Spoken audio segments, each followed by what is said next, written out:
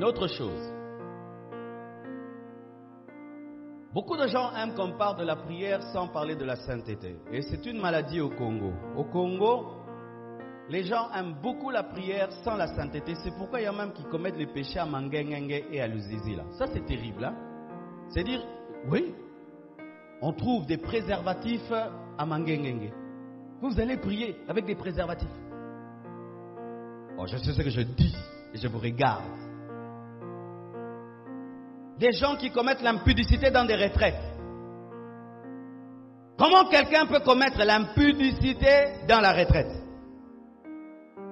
Comment quelqu'un peut entrer dans une retraite la nuit, il se réveille avec une sœur, il flirte dans la retraite pendant que tout le monde dort?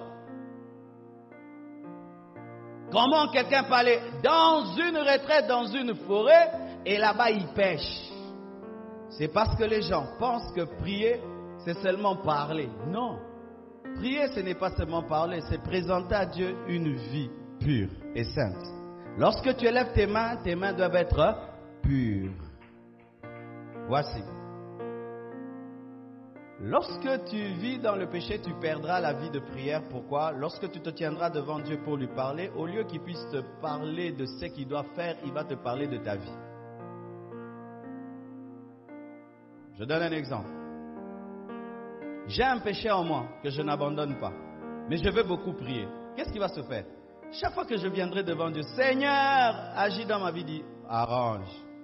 Seigneur, étends ta main, arrange. Seigneur, oins-moi, arrange. Comme tu n'aimes pas trop, arrange.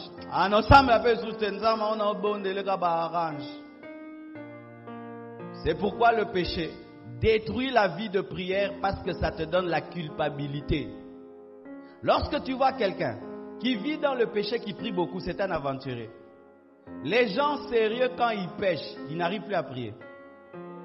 Les gens sérieux, quand ils pêchent, ils n'arrivent pas à prier parce qu'ils connaissent Dieu. Ils connaissent Dieu. J'ai des problèmes avec mon épouse, je l'ai blessée. Je n'aurai pas le courage de trop l'envoyer. Amen. Oh, achète-moi ça, fais-moi ça. Non, je vais d'abord chercher à regagner son amour et sa confiance.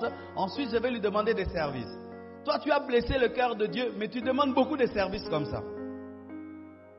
C'est ainsi que tu ne grandis pas dans la prière, parce que la prière n'est plus pour toi un moment de plaisir.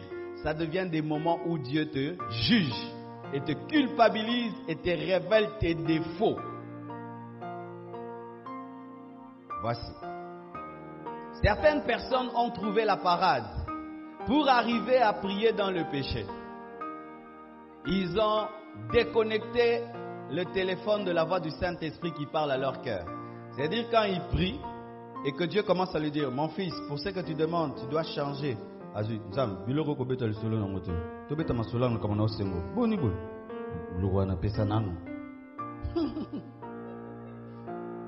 Et voici.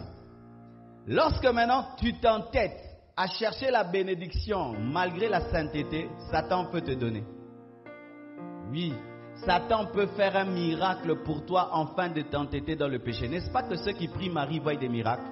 Est-ce que ça vient de Dieu? Une fois que tu pries devant les Nzete Kauka, tu vois le miracle. Ça t'encourage à aller prier Nzete et Kauka. Pour que tu puisses t'entêter dans l'incrédulité, le diable fait des miracles pour toi. Et il y a certains miracles qui s'obtiennent dans le péché qui ne sont pas engendrés par Dieu, mais par Satan pour t'entêter. Parce qu'il y a des gens qui disent, mais moi je pêche, mais je vois la main de Dieu. Lorsque Samson péchait, il voyait la main de Dieu. C'était pour qu'il perde les yeux. Voir la main de Dieu malgré le péché te prépare à un jugement. C'est pourquoi si tu pêches, tu vois des miracles, fais très attention, Dieu va te taper bientôt. Les vrais enfants de Dieu, Dieu les châtie quand ils pêchent. Les vrais enfants de Dieu perdent la joie quand ils pêchent.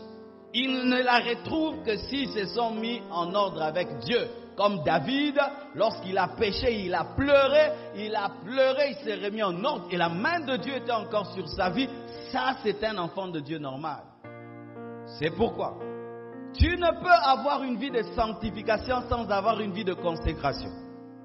La sanctification, c'est te mettre à part. La consécration, c'est te mettre à part, mais maintenant pour servir Dieu.